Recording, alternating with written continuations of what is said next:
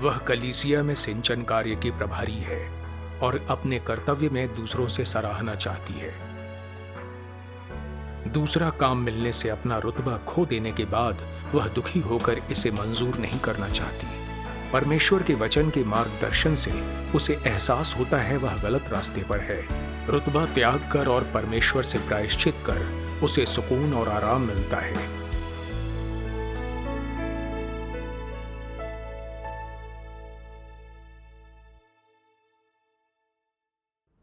सर्वशक्तिमान परमेश्वर में विश्वास रखने से पहले मुझे शिक्षकों से सराहना पाने की आदत थी। मैं हमेशा सबके ध्यान का केंद्र बनना चाहती थी। तारीफ से मुझे आनंद मिलता था। मई 2020 में मैंने सर्वशक्तिमान परमेश्वर के अंत के दिनों का कार्य स्वीकारा। मैं सक्रियता से परमेश्वर के वचनों का खान पान करती और सभाओं के दौरान हमेशा सबसे पहले मैं अपनी समझ पर संगति करती थी। भाई बहन मेरी संगति पर हमेशा मुझे बधाई देते। मुझे अच्छा लगता। सोचती मेरी काबिलियत अच्छी थी और समझ दूसरों से बेहतर थी। फिर उसके बाद मुझे समूह का अगवा चुन लिया गया था। मेरी खुशी का ठिकाना न था। इतने सारे लोगों में मुझे समूह का अगवा चुना गया था, यानी मुझ में अच्छी काबिलियत थी और मैं दूसरों से अलग थी। इसके बाद मैं समूह सभाओं के संचालक के तौर पर काम करने लगी। भाई बहन पूरा ध्यान लगाते और मेरी सराहना करते थे। सभाओं के दौरान मैं उनसे बातचीत भी करती थी, उनसे उनकी स्थिति पूछती और उन्हें परमेश्वर के वचन भेजती थी। अगर मैं किसी को संगति ना करते या सभाओं में ना आते देखती तो मैं अकेले में उन्हें बढ़ावा देती थी। भाई बहनों से मेरा नज़दीकी नाता था। जब भी हम बात करते वो हमेशा बहुत खुश होते थे। लगा कि मैं नए सदस्यों के सिंचन के लिए सही हूं। शायद सिंचन उपयाजिका भी बन जाऊं। मैं ऊंचा पद चाहती थी ताकि दूसरे समूह अगुवाओं के काम की जांच कर सकूं। इस तरह मैं और ज्यादा लोगों की सराहना और प्रशंसा पा सकूंगी। लेकिन तब मुझे बड़ी हैरत हुई जब एक दिन अगवा ने बताया कि मैं सुसमाचार फैलाने के लिए बहुत सही हूं। वो चाहती थी कि मैं सुसमाचार कार्य पर ध्यान दूं।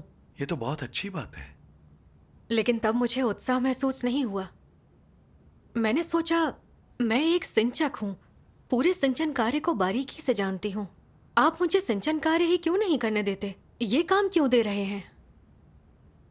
एक सिंचक के तौर पर मैं अपनी प्रतिभा दिखा सकती हूं, लेकिन सुसमाचार फैलाने के लिए नए सिरे से शुरुआत करनी पड़ेगी। इसमें सच्चे मार्ग की जांच पड़ताल करने वालों को धर्मोपदेश सुनने के लिए बुलाना पड़ता है।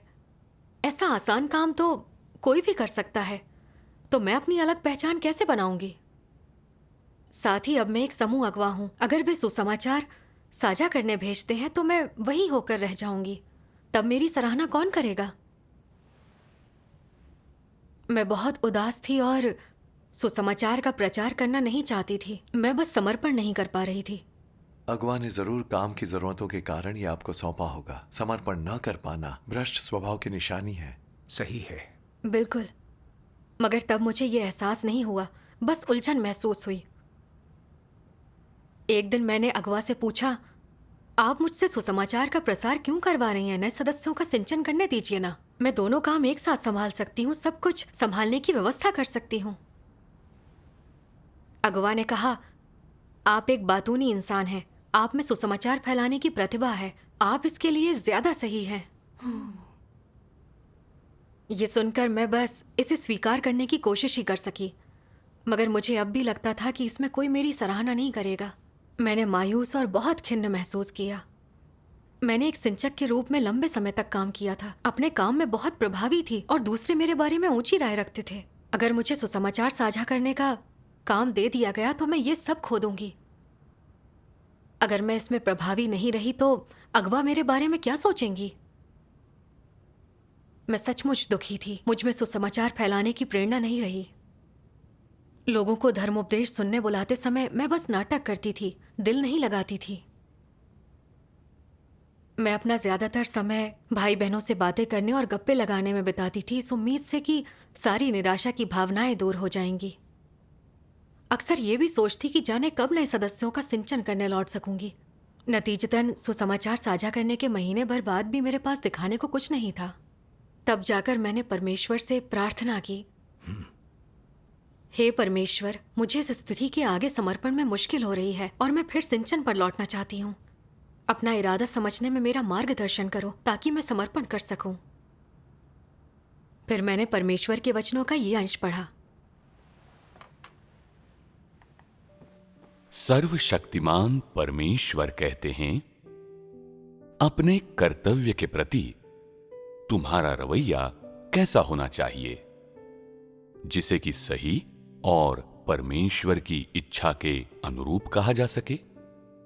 पहली बात, तुम इसकी जांच नहीं कर सकते कि उसकी किसके द्वारा व्यवस्था की गई है, उसे किस स्तर की अगुवाई द्वारा सौंपा गया है। तुम्हें उसे परमेश्वर की ओर से स्वीकार करना चाहिए। तुम इसका विश्लेषण नहीं कर सकते, तुम्हें इसे परमेश्वर से स्वीकार करना चाहिए। ये एक शर्त है। इसके अलावा तुम्हारा चाहे जो भी कर्तव्य हो, उसमें ऊंचे और नीचे के बीच भेद न करो। मान लो तुम कहते हो, हालांकि ये काम परमेश्वर का आदेश और परमेश्वर के घर का कार्य है, पर यदि मैं इसे करूंगा तो लोग मुझे नीची निगाह से देख सकते हैं। दूसरों को ऐसा काम मिलता है जो उन्हें विशिष्ट बनाता है।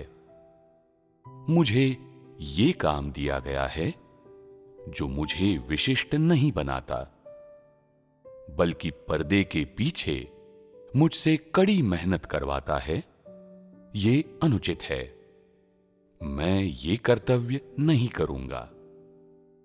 मेरा कर्तव्य वो होना चाहिए जो मुझे दूसरों के बीच खास बनाए और मुझे प्रसिद्धि दे, और अगर प्रसिद्धि न भी दे या खास न भी बनाए तो भी मुझे इससे लाभ होना चाहिए और शारीरिक आराम मिलना चाहिए। क्या ये कोई स्वीकार्य रवैया है? मीन मेख निकालना परमेश्वर से आई चीज को स्वीकार करना नहीं है। ये अपनी पसंद के अनुसार विकल्प चुनना है। ये अपने कर्तव्य को स्वीकारना नहीं है।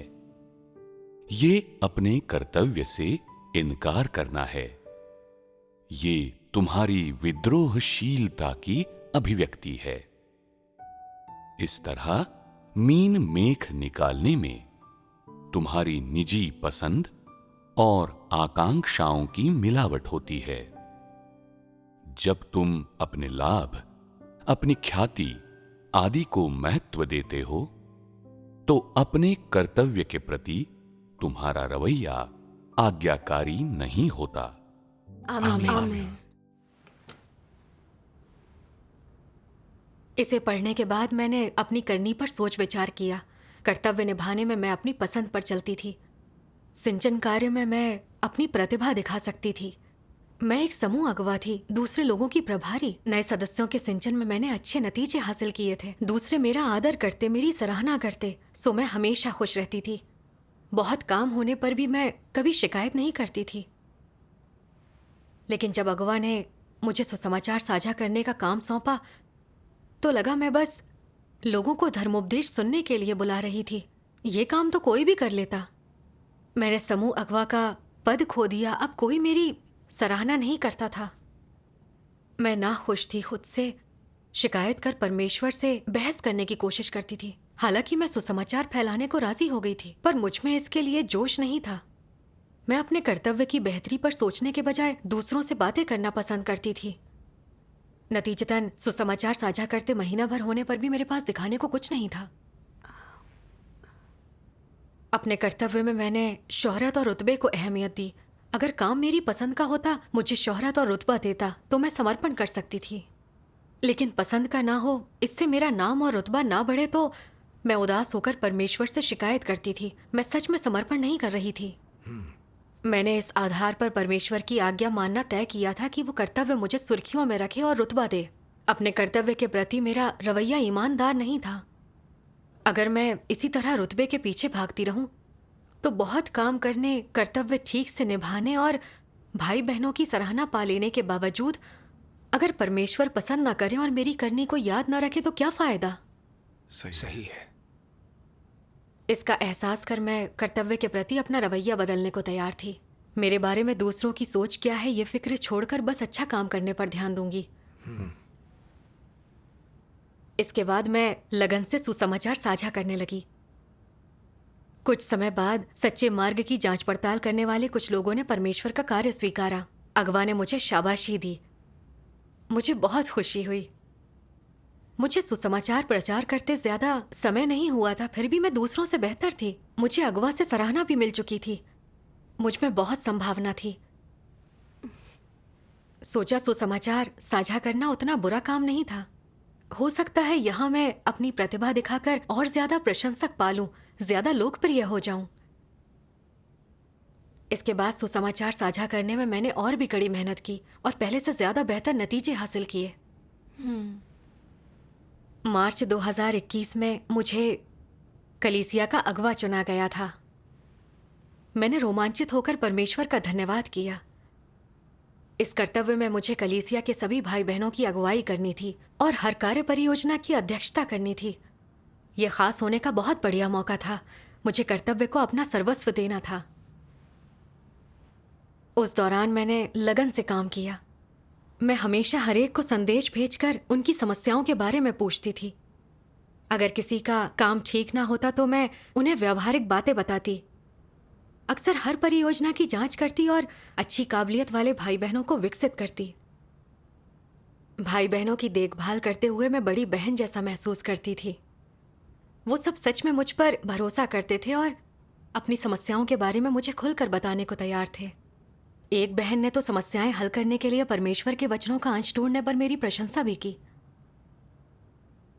उनका आदर और सराहना पाकर मैं बहुत खुश थी और अपने कर्तव्य में और भी कड़ी मेहनत करने लगी। फिर करीब 1 महीने बाद और भी अधिक लोग परमेश्वर के अंत के दिनों का कार्य स्वीकार करने लगे और कलीसिया टूट गई। वैसे इस बार मुझे उपयाजिका चुना गया, अगवा नहीं बनाया गया। अगर मैं अगवा होती तो मैं ज्यादा आदर पा सकती थी। मैं अच्छी अगवा बन सकती थी, तो मुझे क्यों नहीं चुना गया? जब नए अगवा ने मुझे कुछ काम सौंपा तो मुझे उसे करने का मन नहीं हुआ। मुझे बहुत बुरा लगा। उस माहौल को समर्पित होने में मुझे बड़ी मुश्किल हो रही थी। फिर मुझे परमेश्वर के वचन याद आए जिनमें कहा गया है, अपने कर्तव्य में तू अपनी प्राथमिकता अनुसार नहीं चल सकता, या तू जो चाहे मात्र वो नहीं कर सकता है। जिसे करने में तू खुश हो, जिससे तू अच्छा दिखे, ये अपनी इच्छा के अनुसार कार्य करना है। अगर कर्तव्य में तू अपनी प्राथमिकताओं पर भरोसा कर सोचेगा कि यही परमेश्वर की मांग है, इससे वो खुश होगा। यदि तू परमेश्वर पर अपनी प्राथमिकताओं को लागू करता है या उनका अभ्यास सत्य की तरह करता, उनका ऐसे पालन करता है मानो कि वो सत्य के सिद्धांत हो, तो क्या ये गलती नहीं है? ये कर्तव्य पूरा करना नहीं है और तेरे ऐसे कर्तव्य निभाने को परमेश्वर याद नहीं रखेगा। आमीन। आमीन। आमीन। परमेश्वर के वचनों के इस अंश से मुझे एहसास हुआ कि अगवा ना चुना जाना मेरी असल में एक परीक्षा थी, ये देखने के लिए कि क्या मैं सत्य के प्रति समर्पण करती हूँ। अपनी पसंद का कर्तव्य ना मिलने पर मैं परमेश्वर को समर्पण ना करूं तो परमेश्वर मुझे नहीं सराहेगा। इसीलिए ये सब स्वीकारना मुश्किल होने पर भी मुझे समर्पण करना ही होगा। परमेश्वर का धन्यवाद। जब हम चीजों को उसके वचनों के प्रकाश में देखते हैं तो समर्पित हो जाते हैं। आमीन।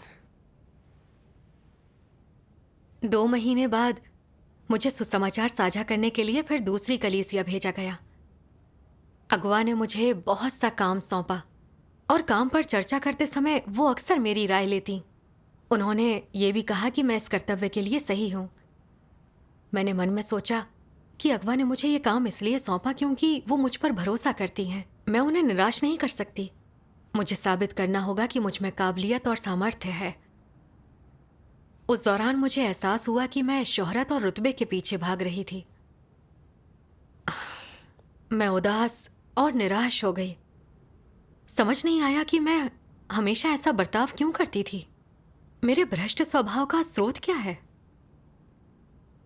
मैंने खोजने के लिए प्रार्थना की।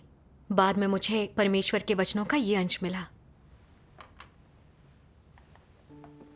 सर्वशक्तिमान परमेश्वर कहते हैं, कुछ लोग विशेष रूप से पौलुस को आदर्श मानते हैं। उन्हें बाहर जाकर भाषण देना और कार्य करना पसंद होता है। उन्हें सभाओं में भाग लेना और प्रचार करना पसंद होता है। उन्हें अच्छा लगता है जब लोग उन्हें सुनते हैं, उनकी आराधना करते हैं और उनके चारों ओर घूमते हैं। उन्हें पसंद होता है कि दूसरों के मन में उनकी एक हैसियत हो और जब दूसरे उनके द्वारा प्रदर्शित छवि को महत्व देते हैं तो वे उसकी सराहना करते हैं। आओ हम इन व्यवहारों से उनकी प्रकृति का विश्लेषण करें। उनकी प्रकृति कैसी है? यदि वे वास्तव में इस तरह से व्यवहार करते हैं तो ये इस बात को दर्शाने के लिए पर्याप्त है कि वे अहंकारी और दंभी हैं। वे परमेश्वर की आराधना तो बिल्कुल नहीं करते हैं। वे ऊंची हैसियत की तलाश में रहते हैं और दूसरों पर अधिकार रखना चाहते हैं, उन पर अपना कब्जा रखना चाहते हैं, उनके दिमाग में एक हैसियत प्राप्त करना चाहते हैं। ये शैतान की विशेष छवि है। उनकी प्रकृति के पहलू जो अलग से दिखाई देते हैं वे हैं उनका अहंकार और दंभ, परमेश्वर की आराधना करने की अनिच्छा और दूसरों के द्वारा आराधना किए जाने की इच्छा। ऐसे व्यवहारों से तुम उनकी प्रकृति को स्पष्ट रूप से देख सकते हो। अपनी हैसियत और प्रतिष्ठा के प्रति मसीह विरोधियों का चाव सामान्य लोगों से कहीं ज्यादा होता है और ये एक ऐसी चीज है जो उनके स्वभाव और सार के भीतर होती है। ये कोई अस्थायी रुचि या उनके परिवेश का क्षणिक प्रभाव नहीं होता। ये उनके जीवन, उनकी हड्डियों में समाई हुई चीज है और इसलिए ये उनका सार है। कहने का तात्पर्य ये है कि मसीह विरोधी जो कुछ भी करता है उसमें उनका पहला विचार अपनी हैसियत और प्रतिष्ठा का होता है और कुछ नहीं। मसीह विरोधी के लिए हैसियत और प्रतिष्ठा उनका जीवन और उनके जीवन भर का लक्ष्य होती हैं। वे जो कुछ भी करते हैं उसमें उनका पहला विचार यही होता है, मेरी हैसियत का क्या होगा और मेरी प्रतिष्ठा का क्या होगा? क्या ऐसा करने से मुझे प्रतिष्ठा मिलेगी? क्या इससे लोगों के मन में मेरी हैसियत बढ़ेगी? यही वो पहली चीज है जिसके बारे में वे सोचते हैं, जो इस बात का पर्याप्त प्रमाण है कि उनमें मसीह विरोधियों का स्वभाव और सार है। अन्यथा वे इस प्रकार प्रयास नहीं करते। ये कहा जा सकता है कि मसीह विरोधी के लिए हैसियत और प्रतिष्ठा कोई अतिरिक्त आवश्यकता नहीं है। कोई बाहरी चीज तो बिल्कुल भी नहीं है जिसके बिना उनका काम चल सकता हो। ये मसीह विरोधियों की प्रकृति का हिस्सा हैं। ये उनकी हड्डियों में हैं उनके खून में हैं, ये उनमें जन्मजात हैं। मसीह विरोधी इस बात के प्रति उदासीन नहीं होते कि उनके पास हैसियत और प्रतिष्ठा है या नहीं। ये उनका रवैया नहीं होता। फिर उनका रवैया क्या होता है? हैसियत और प्रतिष्ठा उनके दैनिक जीवन से, उनकी दैनिक स्थिति से, जिस चीज के लिए वे दैनिक आधार पर प्रयास करते हैं उससे घनिष्ठ रूप से जुड़ी होती हैं। और इसलिए मसीह विरोधियों के लिए हैसियत और प्रतिष्ठा उनका जीवन है। चाहे वे कैसे भी जीते हों, चाहे वे किसी भी वातावरण में रहते हों, चाहे वे कोई भी काम करते हों, चाहे वे किसी भी चीज के लिए प्रयास करते हों, उनके कोई भी लक्ष्य हों, उनके जीवन की कोई भी दिशा हो, ये सब अच्छी प्रतिष्ठा और उच्च पद पाने के इर्द गिर्द घूमता है। और ये लक्ष्य बदलता नहीं, वे इसे कभी दरकिनार नहीं कर सकते। ये मसीह विरोधियों का असली चेहरा और उनका सार है। आमीन। आमीन। इन वचनों से मुझे एहसास हुआ कि मसीह विरोधी शोहरत और रुतबे को आम लोगों से ज्यादा संजोते हैं। ये उनके अस्तित्व का अंतरंग पहलू है। वो चाहे कुछ भी करें, उनकी पहली फिक्र हमेशा शोहरत और रुतबा होती है, और ये कि क्या दूसरे लोग उनका आदर करते हैं। वे लोगों के दिलों में बसना चाहते हैं, उन्हें काबू में करना चाहते हैं। ऐसा मसीह विरोधी के तौर पर उनके सार के कारण है। सही है। मैंने सोच विचार किया कि मैं शोहरत और रुतबे की कितनी लालची थी। परमेश्वर में आस्था रखने से पहले मैं हमेशा दूसरों की सराहना खोजती थी, उनके दिलों में बसना चाहती थी। परमेश्वर में विश्वास रखने के बाद भी मैं पहले की ही तरह आदर और सराहना ढूंढती थी। मुझे सभाओं का संचालन, संगति करना और दूसरों की अच्छी राय पाना पसंद था। अपने बारे में लोगों की ऊंची राय सुनकर मुझे आनंद मिलता था। जब मुझे अगवा से उपयाजिका बनाया गया तो मुझे बुरा लगा और मैं काफी आहत थी। लगा मैंने अपनी शोहरत खो दी है, दूसरे मेरे बारे में नीचा सोचेंगे। जब सुसमाचार साझा करने का काम मिला तो मैं फिर खुद को साबित करना चाहती थी। मेरा अनुसरण पौलुस से अलग नहीं था। पौलुस लोगों के बीच भाषण देना पसंद करता था। उसे दर्शकों से घिरे रहना और सराहना पाना पसंद था। वो लोगों के दिलों में जगह चाहता था और आखिरकार उसने खुद को मसीह कहा। वो घोर घमंडी प्रकृति का था। बिल्कुल। अपना कर्तव्य निभाते समय मैं सिर्फ दूसरों से आदर और सराहना पाने के बारे में सोचती रहती थी। लोगों के दिलों में ऊंची जगह चाहती थी। मैं कितनी घोर घमंडी थी।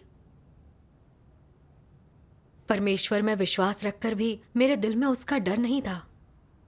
मैंने सिर्फ शोहरत और रुतबे के लिए कर्तव्य निभाए, परमेश्वर की संतुष्टि के लिए नहीं। मैं पहले ही मसीह विरोधी की राह पर कदम रख चुकी थी। मैं सच में खतरे में थी। मुझे एहसास हुआ कि अगवा के रूप में ना चुनने देकर परमेश्वर मुझे बचा रहा था। उजागर करने वाले इस हालात के बगैर तो मुझे कभी एहसास ना होता कि मैं कितनी घमंडी थी और मेरी हालत कितनी खतरनाक थी। सही है। अपने अनुचित अनुसरणों से मैंने दोषी और दुखी महसूस किया और मुझे बहुत ज्यादा डर लगा। मैंने परमेश्वर से प्रार्थना की, हे सर्वशक्तिमान परमेश्वर, मैं शोहरत और रुतबा खोजने की गलत राह पर चली गई। बहुत बुरा लग रहा है। अपने वचनों से मुझे उजागर करने के लिए धन्यवाद। मैं अब शोहरत और रुतबा नहीं खोजूंगी। तुम्हारी तमाम व्यवस्थाओं को समर्पण करूंगी। कोई मेरे बारे में कुछ भी सोचे, मैं अपना कर्तव्य अच्छे से निभाऊंगी। आमीन। परमेश्वर का धन्यवाद। फिर मैंने परमेश्वर के वचनों का एक और अंश देखा। परमेश्वर के वचनों में कहा गया, परमेश्वर के सृजित प्राणी के रूप में मनुष्य को परमेश्वर के सृजित प्राणी का कर्तव्य निभाने की कोशिश करनी चाहिए और दूसरे विकल्पों को छोड़कर परमेश्वर से प्रेम करने की तलाश करनी चाहिए, क्योंकि परमेश्वर मनुष्य के प्रेम के योग्य है। परमेश्वर से प्रेम का प्रयास करने वालों को व्यक्तिगत लाभ का या उसका अनुसरण नहीं करना चाहिए जो उनकी तमन्ना है, यह अनुसरण का सबसे सही माध्यम है। यदि तुम सत्य खोजते और उस पर अमल करते हो, यदि तुम स्वभाव में बदलाव हासिल करते हो, तो तुम जिस पथ पर कदम रखते हो वो सही पथ है। यदि तुम देह के आशीष चाहते हो, अपनी धारणाओं के सत्य का अभ्यास करते हो, यदि तुम्हारे स्वभाव में परिवर्तन नहीं होता, तुम देहधारी परमेश्वर के प्रति बिल्कुल आज्ञाकारी नहीं हो और तुम अभी भी अस्पष्टता में जीते हो, तो तुम जिसकी खोज कर रहे हो वो निश्चय ही तुम्हें नर्क ले जाएगा, क्योंकि जिस पथ पर तुम चल रहे हो वो विफलता का पथ है। तुम्हें पूर्ण बनाया जाएगा या हटा दिया जाएगा, ये तुम्हारे अपने अनुसरण पर निर्भर करता है। अर्थात सफलता या विफलता उस पथ पर निर्भर होती है जिस पर मनुष्य चलता है। आमीन। आमीन। आमीन। परमेश्वर के वचनों का ये अंश मेरे लिए बहुत मददगार था। मुझे एहसास हुआ कि मुझे सत्य और स्वभाव में परिवर्तन खोजना चाहिए। वही सही मार्ग है। सही कहा। शोहरत और रुतबे के पीछे भागना नाकामी का मार्ग है। पहले मैं हमेशा शोहरत और रुतबे के पीछे भागती थी। नए सदस्यों का सिंचन करते समय मुझे सराहना और प्रशंसा मिलती थी और फिर अगुवा के रूप में मेरी तरक्की हुई। दूसरों की नज़र में मेरा रुतबा बढ़ गया था, मगर मैं और ज्यादा घमंडी हो गई थी। मैं खुद को बहुत ऊंचा समझती थी। मेरे स्वभाव में कोई बदलाव नहीं हुआ था। अगर मैं यूं अनुसरण करती रही तो आखिरकार मुझे त्याग दिया जाएगा। सही कहा। मैं ठीक पौलुस जैसी थी जिसने सुसमाचार फैलाकर बहुत लोग पाए थे। उसके अनेक धर्मपत्र बाइबल में देखे जा सकते हैं और धार्मिक दुनिया में उसे पूजा और सराहा जाता है। लेकिन पौलुस ने खुद को बिल्कुल नहीं समझा था। अपना भ्रष्ट स्वभाव कभी नहीं बदला था और नर्क में फेंक दिया गया था। हाँ। हाँ। मैं समझ गई कि आस्था का सबसे अहम पहलू सत्य के अनुसरण के मार्ग पर चलना है, वरना देर सवेर मुझे पछताना पड़ेगा, दुखी होना पड़ेगा। सही है। आपकी संगति से मुझे ये समझने में मदद मिली है कि अगर कोई सत्य का अनुसरण कर स्वभाव में बदलाव हासिल नहीं करता तो ऊंचा रुतबा और अच्छी राय पाने पर भी कुछ नहीं हो पाएगा। सही है। बाद में एक अनुभवात्मक गवाही देते समय मेरी नजर परमेश्वर के वचनों पर पड़ी।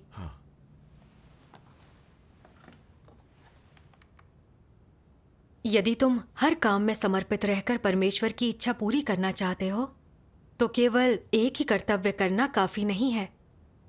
तुम्हें परमेश्वर द्वारा दिए गए हर आदेश को स्वीकार करना चाहिए, चाहे ये तुम्हारी पसंद के अनुसार हो या ना हो, और चाहे रुचियों में से एक हो या ना हो, या जो तुम्हें पसंद नहीं या पहले नहीं किया या मुश्किल हो, तुम्हें इसे फिर भी स्वीकार करना होगा। इतना ही नहीं, तुम्हें अग्र सक्रिय होकर सहयोग भी देना होगा, अनुभव कर प्रवेश पाना होगा। तुम कष्ट उठाओ, भीड़ से अलग ना दिखो, अपमानित और बहिष्कृत हो जाओ, फिर भी तुम्हें समर्पित रहना होगा। तुम्हें इसे अपना व्यक्तिगत कामकाज नहीं बल्कि कर्तव्य मानना चाहिए जिसे पूरा करना ही है। लोगों को अपने कर्तव्यों को कैसे समझना चाहिए? उन्हें इसे सृष्टिकर्ता परमेश्वर द्वारा उन्हें करने के लिए दी गई चीज समझना चाहिए। लोगों के कर्तव्य ऐसे ही आरंभ होते हैं। परमेश्वर जो आदेश तुम्हें देता है वो तुम्हारा कर्तव्य होता है। ये स्वर्ग द्वारा नियत है कि तुम ईश्वर जैसा कहे वैसा कर्तव्य निभाओ। आमीन। आमीन। परमेश्वर का धन्यवाद। परमेश्वर के वचन साफ बताते हैं कि हम अपने कर्तव्य कैसे पूरे करें। इससे हमें आगे का मार्ग मिलता है। हाँ। मुझे याद रखना था कि मेरा कर्तव्य परमेश्वर का आदेश था। लोग मेरे बारे में ऊंचा सोचे ना सोचे, मुझे जिम्मेदारी पूरी करनी थी। दूसरों की सराहना का विषय नहीं बनना था। हाँ।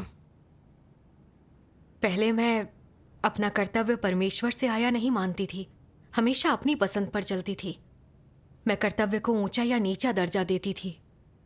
जिन कर्तव्यों से मैं खास दिखती उन्हें मैं जोश और सक्रियता से निभाती। जिनमें ऐसा ना होता उनके प्रति मेरा रवैया शिकायती, निराश और प्रतिरोधी होता था। मुझे एहसास हुआ कि मैं अपने कर्तव्यों में इतनी मीन मेख नहीं निकाल सकती। असलियत में कर्तव्य चाहे मुझे लोगों की नजरों में लाएं या पर्दे के पीछे किए गए हों, वो सभी कलीसिया के कार्य थे। उनके दर्जे में कोई फर्क नहीं था। सही है। परमेश्वर की नजरों में सभी कर्तव्य एक समान है। कलीसिया प्रतिभा अनुसार हमें विभिन्न कार्य देती है ताकि हम अपनी खूबियों का पूरा पूरा प्रयोग कर सकें। ये कलीसिया के काम और हमारे जीवन प्रवेश दोनों के लिए लाभकारी है। सही कहा। परमेश्वर की व्यवस्था मानते हुए मुझे अपना कर्तव्य अच्छे से निभाना चाहिए। इसलिए मैंने परमेश्वर से प्रार्थना की, हे सर्वशक्तिमान परमेश्वर, मैं पसंद के आधार पर काम नहीं कर सकती। अगर मैं खास ना भी हो सकी तो भी मैं अपने परमेश्वर की संतुष्टि के लिए मैं लगन से कर्तव्य निभाऊंगी। आमीन। आमीन। अपने कर्तव्य निभाने के लिए समर्पित होना और अपनी उचित जगहों पर होना बहुत महत्वपूर्ण है। हाँ। एक दिन हम एक सभा कर रहे थे। मुझे उम्मीद थी कि अगवा मुझे संचालन करने देंगे, लेकिन सभा में पहुंचने के बाद मैंने देखा कि दूसरी बहन संचालन कर रही थी। मैंने मन में सोचा, मैं पहले इस बहन की अगवा हुआ करती थी और अब वो मेरी समूह अगवा है। साथ ही मैं हमेशा सभाओं का संचालन करती थी, अब नहीं करती और खुद को मशहूर नहीं कर सकती। क्या भाई बहन मुझे कम आंकेंगे? मुझे बहुत शर्मिंदगी और घबराहट महसूस हुई। मैं समूह संदेशों की अनदेखी कर किसी दूसरी सभा में जाना चाहती थी। फिर मुझे एहसास हुआ कि मेरा रवैया गलत था, तो मैंने परमेश्वर के समक्ष प्रार्थना की, उससे मार्गदर्शन मांगा जिससे अपना घमंड त्याग सकूं। प्रार्थना के बाद मुझे थोड़ा सुकून मिला। मुझे खास होने की फिक्र छोड़कर अपना कर्तव्य सही ढंग से निभाने पर ध्यान देना चाहिए। सही है। ये समझ लेने के बाद मैं उतनी परेशान नहीं थी। बाद में मैंने तब के अपने अनुभवों के बारे में सबको खुलकर बता दिया कि कैसे परमेश्वर के वचनों ने मुझे बदला। मैंने बहुत खुश और आजाद महसूस किया। परमेश्वर का परमेश्वर धन्यवाद। का धन्यवाद।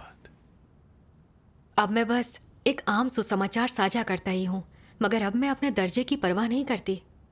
अब अगर मैं समूह अगवा, उपयाजिका या कलीसिया अगवा ना भी रहूं तो भी मैं अपना कर्तव्य निभाने को तैयार हूँ। परमेश्वर का धन्यवाद, मैं बदल गई। परमेश्वर का परमेश्वर का धन्यवाद। धन्यवाद। शुक्रिया।